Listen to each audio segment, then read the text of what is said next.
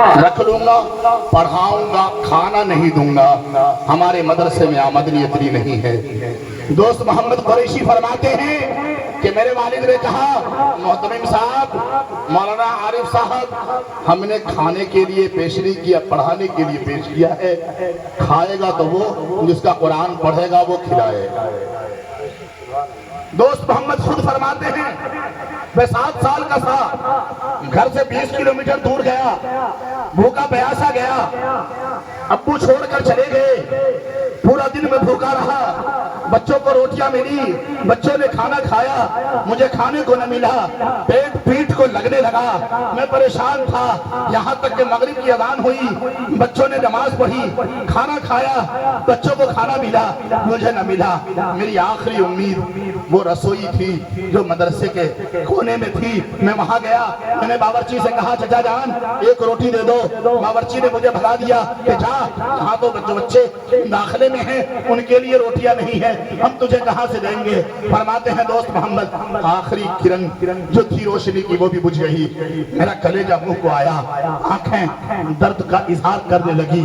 اشک باری آنکھوں سے جاری ہو گئے، میں رونے لگا، چیخیں مارنے لگا، یا اللہ میں بھوکا ہوں، ننگے سے میری جان ہے، 7 سال کی عمر ہے، یا اللہ میں بھوکا ہوں، میں رو رہا تھا۔ مدرسے کی دہلیز پر اچانک دیکھتا کیا ہوں کہ کوئی آنچل نے مجھے اپنی پناہ دے دی ہے اور اپنی آغوش میں لے لیا ہے۔ میں نے کہا کون ہو؟ وہ بوڑھی کہنے لگی کہ بیٹا میں تیری ماں ہوں، تو بتا چاہتا کیا ہے؟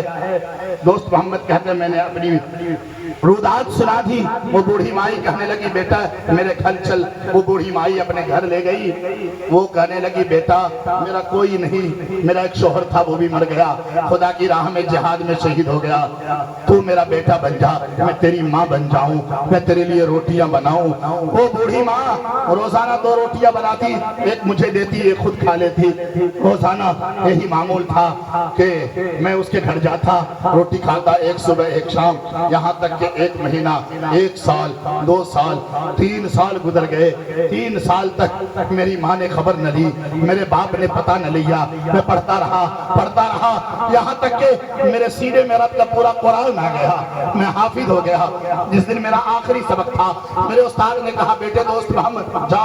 اپنی روٹی والی مائی کو خوشخبری تو دے دے کہ تو حافظ ہو گیا۔ اتنا سننا تھا، میں نے قرآن بند کیا اور بھاگا ہوا بغیر چپل کے میں اس بوڑھی مائی کے بعد جانے لگا۔ دل میں ارمان تھے آج بوڑھی مائی سے کہوں گا مائی تو نے بڑی روٹیاں کھلائی ہے، گرمی اور سردی برداشت کر کے میری پرورش کی ہے، دیکھ میں نے پورا قرآن اپنے سینے میں محفوظ کر لیا ہے، 7 کی 7 منزلیں آ گئی ہیں، 30 کے 30 پارے میرے سینے میں آ گئے ہیں، 114 سورتوں کا میں حافظ ہو گیا ہوں، 540 رکوع میں نے یاد کر لیا ہے، میرے سینے میں 6666 آیتیں آ گئی ہیں، میں الحمد کے الف سے الناس کے سین تک حافظ ہو گیا ہوں۔ میں یہ مچلتا ہوا سوچتا ہوا جا رہا تھا، اچانک جیسے ہی میں روٹی والی بوڑھی مائی کی دہلیز پر جاتا ہوں، دیکھتا کیا ہوں وہاں ایک بھیڑ اکٹھی ہے۔ میں نے پوچھا بھائیو کیا ہوا؟ لوگ کہنے لگے او دوست محمد تیری روٹی والی مائی مر گئی ہے،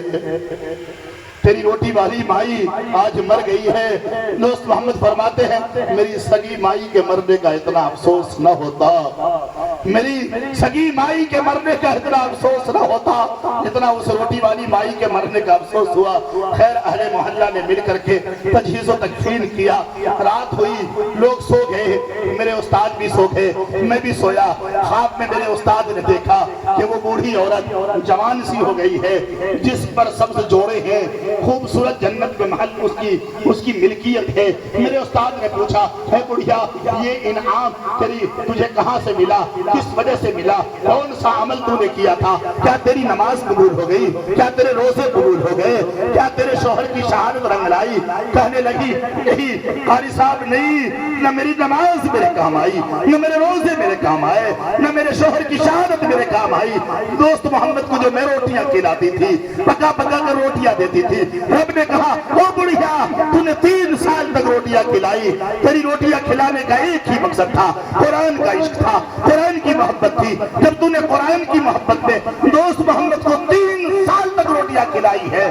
میں تجھے جہنم میں ڈالوں، یہ میری غیرت گوارا نہیں کرتی۔ جا، میں نے تجھے جنت کا محل دے دیا ہے، جنتی جوڑے دے دیے ہیں، اور انعام میں تجھے جنت عطا فرما دی ہے۔ میرے بھائیوں اور دوستو، اللہ